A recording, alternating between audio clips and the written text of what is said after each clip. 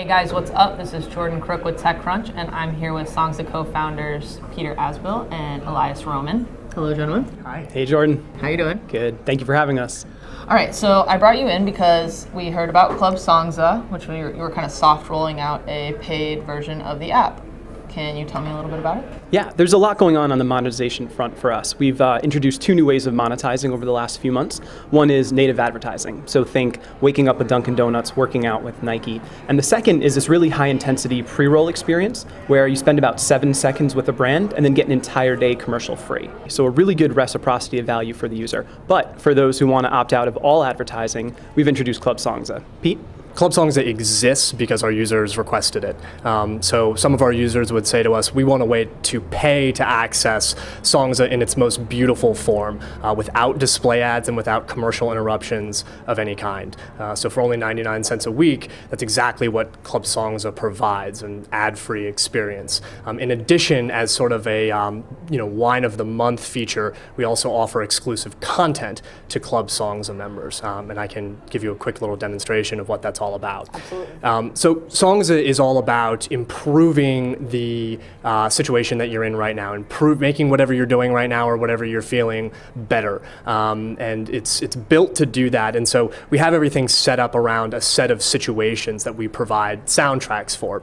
So some of these situations are going to be, again, exclusive to Club Songza. And so here's an example of one that we're actually just debuting today for late night. It's perfect for this time of year. It's called Stargazing. So Stargazing is only available, again, to Club Songza members. You tap on Stargazing and we say, take a moment to gaze at the stars tonight. And this is exclusive for Club Songza members. And we give a handful of quick and easy options like stargazing under big American skies, or stargazing on the patio with wine, or stargazing at a university observatory. I want to be stargazing under the northern lights, so I tap that, and then I have 3 perfect soundtracks for that experience, which is sort of a whimsical experience, but we think it's one that's really cool. So it's not the actual tracks themselves that are exclusive, it's the activity. So there's a couple of different ways that we think about exclusive content. One is sort of the situation or the activity, so that's what stargazing is an example of. And so we have new playlists like ambient Icelandic stargazing, which are only accessible through this flow.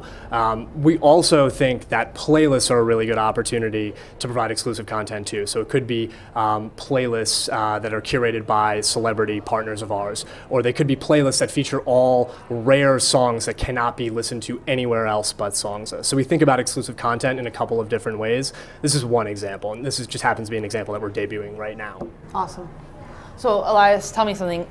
You mentioned native advertising and also the pre-roll ad. And to me, I think that it's awesome that your users are asking for an ad-free version, because to me, the ads on Songza have never been audio ads, so they've never really bothered me. I'm interested to know how the native advertising is going with brands, and how kind of the engagement is on that. Do you think that that is kind of tweaking with the user experience a little bit once you start seeing Dunkin' Donuts and Nike show up on that activity stream? Do you feel a little, to me it might feel slightly tainted. So with the native advertising itself, I think the editorial team at Songza makes sure that every moment and all of the playlists in that moment are as good or better as the organic content we would create. So from the user's perspective, if they came to Songza to wake up or work out, they're waking up or working out better. And so that's sort of Nike key metric. making those playlists, or is the Songza musical experts making those playlists for Nike? So Nike's just an example, but Right. different brand partners or celebrity partners will come to the table with different amounts of knowledge or ideas about what the song should be. Mm-hmm. But with Mercedes, for example, with Mercedes-Benz around Fashion Week, right, they had an idea of their demographic and aspiration, a psychographic, and our editors created content solely based on that. So street style and fit for fashion and other playlists like that we bring 50 music experts to bear on. Awesome.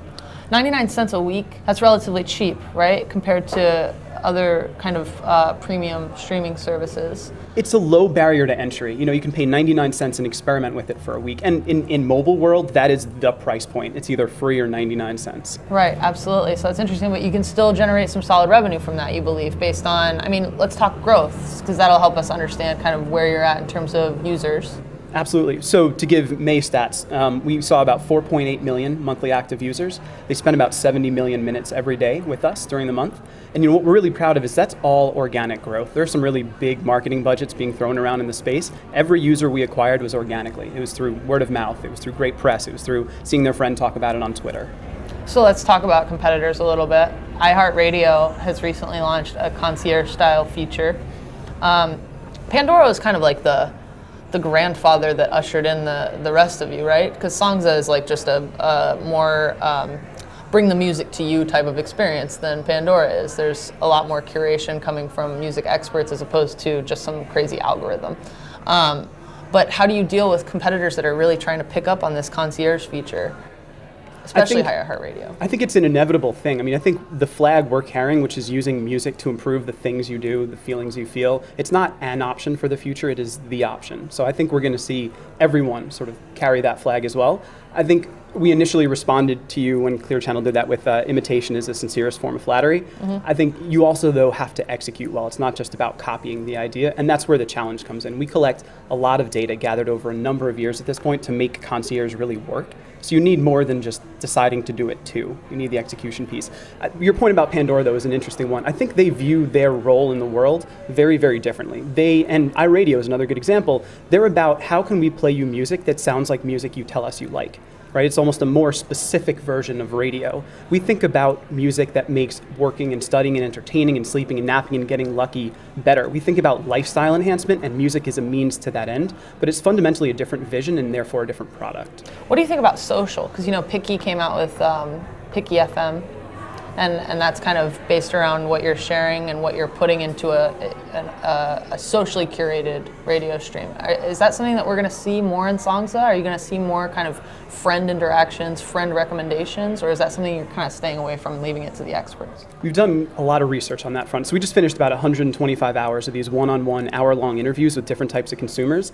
And social, in terms of one-to-many broadcasting, is a very low priority with people when it comes to music, because they're using it for these intimate moments, like commuting or singing in the shower or drinking gourmet coffee. You don't necessarily want to broadcast to the world that that's what you're doing. And the music really reflects what you're doing. I think when people are interested in social on Songza, and therefore what we'll build around social, is almost this one-on-one concierging. You're going through a rough breakup, and here's a soundtrack for the breakup. Or we know that you are totally stressed out and hate your job. Here's music for taking the day off. So basically doing for a friend what Songza does for you, that's where social becomes interesting, not sort of a general one-to-many broadcasting. It's more around the moment. More around the moment, exactly. And your knowledge of someone else's moment and context. Right, very cool. Okay, so my last question is around Apple. They launched iRadio, you mentioned it. I think that there's a big difference between something that comes preloaded on the most popular phone in the world and a Pandora or a iHeartRadio. Are you worried? Are you stressed about it? How do you feel about it? Is it just competition is heating up and you're excited about it? I think iRadio, Apple in general, is going to do a great job building internet radio. I think there's no reason to doubt that. I do, though, think it'll be a very different product from Songza. I think it'll really be one that's about playing you more music that sounds like music you like, and it'll just be a totally different experience than what we offer. So I think just not a ton of overlap from a user experience perspective. Very cool. All right, well, I'll be sure to check in with you very soon to see how Club Songza is going, okay? Awesome. Thank you, Jordan. All right, thanks, guys. Appreciate it. Thanks, Jordan. All right, guys, that is it for Club Songza. Thanks for watching.